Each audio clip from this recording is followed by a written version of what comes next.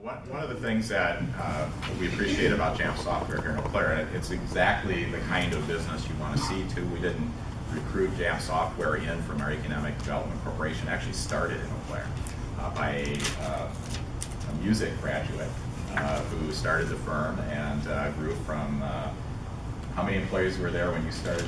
I was the 5th employee. No, it was 530. Just 10 years ago. So. And they've been a terrific part of our community. That's something we're seeing in business these days too. The progressive firms like Jamf are getting involved in the communities, helping make the community better. Partly because of the sorts of things that Nick has talked about is it's not just pay and benefits, it's lifestyle, it's work environment, that sort of thing. This is a picture of downtown Eau Claire along the confluence of the rivers. This building here is the Jamf headquarters building. It's built right along the river. This is a concert series that happens in Eau Claire. In the summers, these are apartment buildings here that have gone up, all been built recently. This is their building in Eau Claire, and of course we were talking about if they could be more productive getting back and forth. Another organization that has gotten involved with the Rail Coalition is Rail Credit Union. They've gotten on board with the effort I'm going to talk about in a couple minutes. And they have locations, they're headquartered in Eau Claire, but they have locations all over West Central Wisconsin and the Twin Cities Metro. They're the largest locally based financial institution in our area. And they've been a very important part of all the growth and development in Eau Claire as well. In fact, their headquarters was the very first one to be built in downtown Eau Claire and kind of jump-started our downtown development about a decade ago. This is their headquarters building right here. This is the Eau Claire River, this is the Chippewa River, and we have economic development going on in downtown Eau Claire. And one of the reasons for talking about this is that we are becoming really ripe for the kind of additional transit and access for passenger rail that we think helps make it successful. It's also part of the genesis of a public-private partnership that's underway, which you may not be that interested in, but we think it applies to rail as we talk about it in the future. And that is, we have a $70 million public-private partnership under construction in Eau Claire right now, where the university had performing arts needs, our community had an outdated theater, and we had economic development potential and private investment willing to go into Eau Claire. And that is currently under construction. What you see going on just across the river from Jamf is what we call the Confluence Project here. This is a building, a mixed-use apartment and retail building that actually is going to open in June. And then next door to that, which is that building here, we just had the final approvals for public financing portions of what we call the Performing a Confluence Arts Center, which is going to be a $40 million performing arts building that's going to be jointly operated by the university and the community.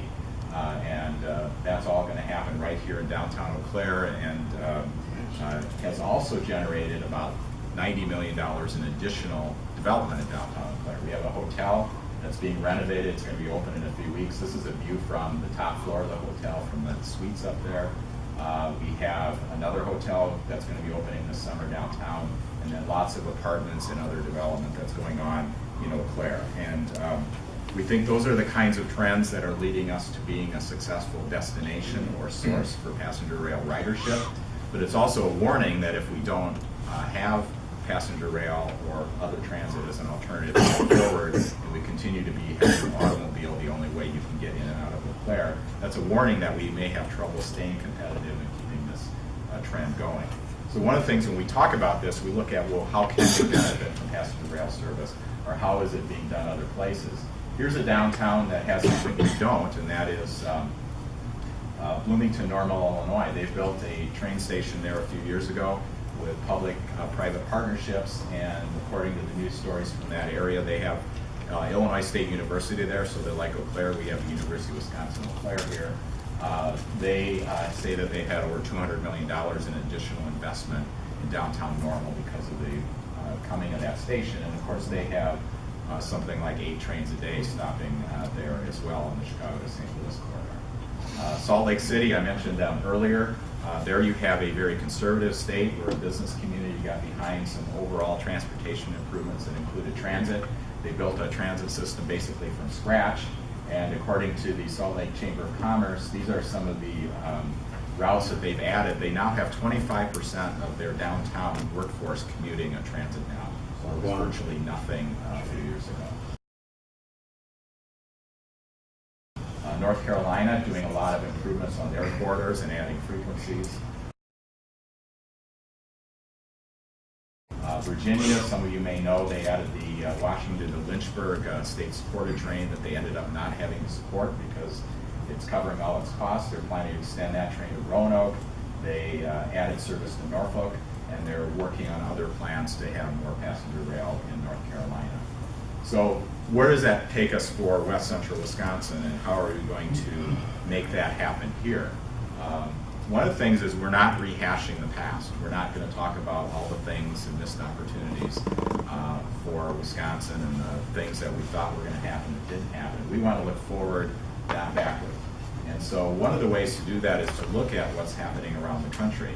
And it's also to look at the fact that Amtrak has not really expanded its system, and that just going to the state legislature or Congress and asking for money to fund a state-supported Amtrak train probably is not a long-term success, recipe for success. So what we're trying to do is look at other innovations around the country, maybe some that we would create here, and look at promising efforts and alternatives, things like public-private partnerships, regional collaboration and governance, and maybe different ways to finance with private investment, with value capture, which is the sort of thing where the development that occurs because of rail, some of that benefit could go into financing rail going forward. And so one of the things we're doing is trying to look at, well, what are some things that are done elsewhere that have been successful? And there's some instances where even if they're operated by Amtrak, some of the more successful corridors have local entities that really manage the service. So the Boston to Portland, Maine service has the Northern New England Passenger Rail Authority that is involved in managing that service. In California, they have a joint powers board that work on things like their capital corridor and help make those successful, get involved, do their own marketing. We see the other innovations where we've had Iowa Pacific, I know, has spoken to WisARP, and here you have a private company interested in getting involved in passenger rail service. So the Hoosier State in Indiana is an example of a state-supported train, but they're doing it differently by involving Iowa Pacific.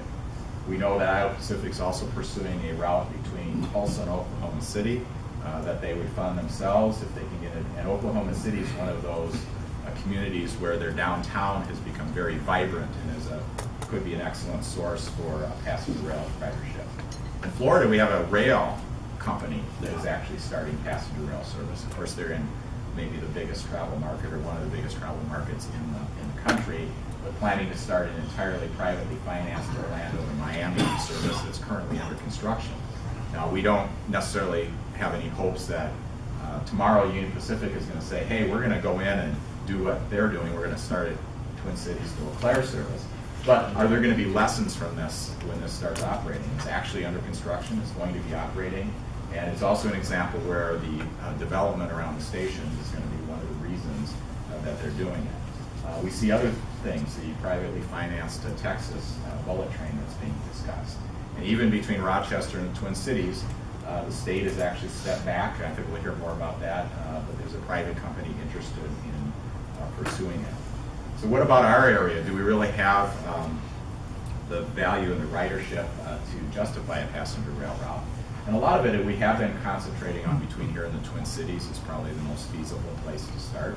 We do have 4 of the 13 Wisconsin counties that are projected to grow the most by 2030 in our region.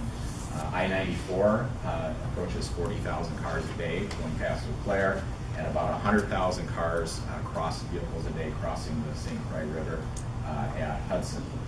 A significant part of the St. Croix County adult workforce commutes to the Twin Cities, and a significant number of the highway trips out of Eau Claire that originate out of Eau Claire and Chippewa Falls actually go to and from the Twin Cities. And then we are building a new bridge across the St. Croix River. We probably will never build another one. And so over a long time, as things grow, there will be bottlenecks. How many crossings can you have, and can you move people more efficiently? We also have several institutions of higher learning, particularly UW Eau Claire, UW River Falls, and UW Stout, with over 33,000 students, lots of them from other communities, including Minnesota. We have the potential for daily commuter service. Of course, there's the energy efficiency of the train. We do have an underutilized high-capacity main line, which Union Pacific has continued to improve and has room for passenger train service with some capacity and track improvements. And we did talk about getting involved in state planning. And even though Wisconsin has not been as aggressive in moving forward with additional passenger train service as they once were, the state rail plan that was published in 2014 does include a West Central Wisconsin route as part of their long-term plan. Now, they're not actually working on their long-term plan right now, but we do want to see the short-term plan move on and do that. And then many of you know that the Minnesota rail plan was first published in 2010, is that right? And then updated in 2015, does include St. Paul to Eau Claire as one of the regional routes that is part of the Phase 1 projects and is justified for a passenger rail system out of the Twin Cities.